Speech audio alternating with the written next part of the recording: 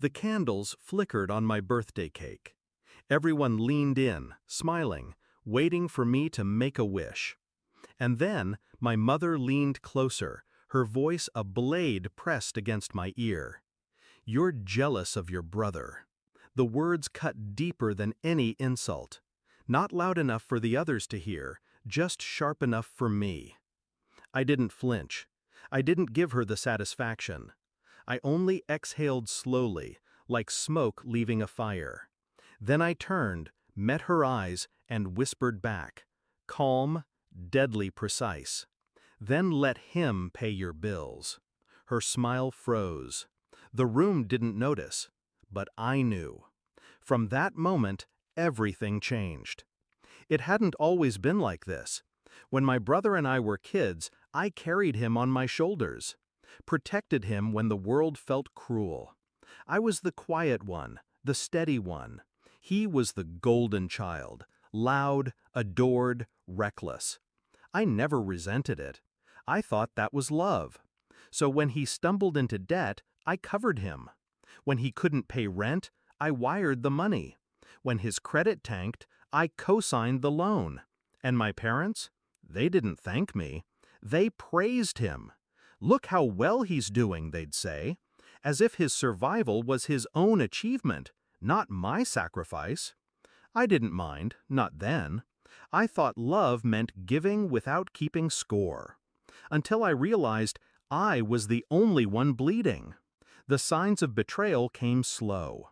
A conversation I wasn't supposed to overhear. My brother laughing about how easy I was to use. A dinner where my parents toasted his independence, while I silently paid the bill they never saw. And finally, my mother's whisper over the candles. That whisper was the truth they'd been too cowardly to say out loud. Jealous? No, I wasn't jealous. I was used. And in that instant, I knew. I wouldn't be their safety net anymore. I didn't rage. I didn't confront. I did something far more dangerous. I planned. First, the payments.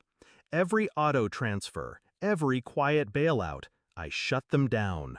The rent, the utilities, the credit card minimums, gone.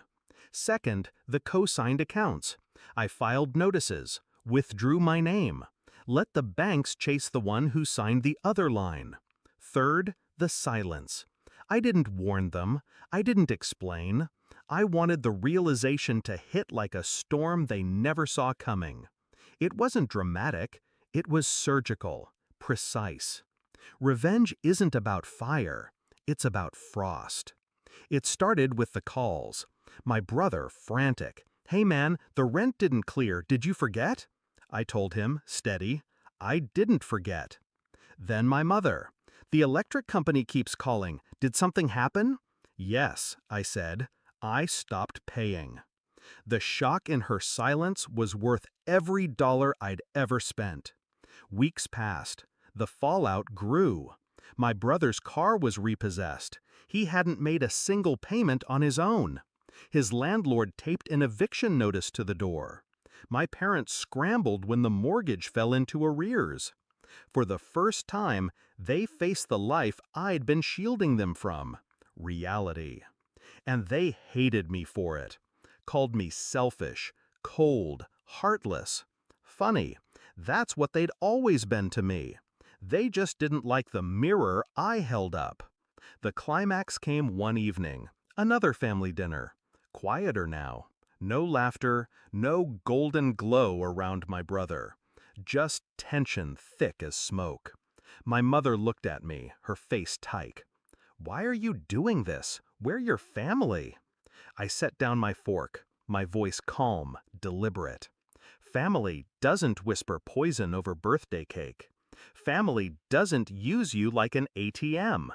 You wanted me silent and invisible. Fine, now you get to see what life is without me. My brother tried to speak, anger, excuses, I don't know. I didn't let him. I leaned closer, my words sharp enough to leave scars. Bills don't pay themselves. You'll figure that out soon. The silence that followed was heavier than any argument. Do I regret it? No. For years, I let myself believe love meant sacrifice, that giving more would earn respect, that saving them would make me part of their pride. But respect isn't bought. Love isn't begged for. And the day I cut them off wasn't cruelty. It was clarity. Now, when they call, I don't pick up. When they beg, I don't listen. When they curse my name, I smile. Because I'm not jealous of my brother, I'm free of him.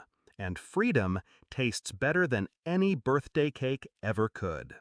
They thought I'd never stop giving. They were wrong. I stopped. And the moment I did, their world collapsed. All I had to do was nothing. And nothing was the sharpest weapon I ever held.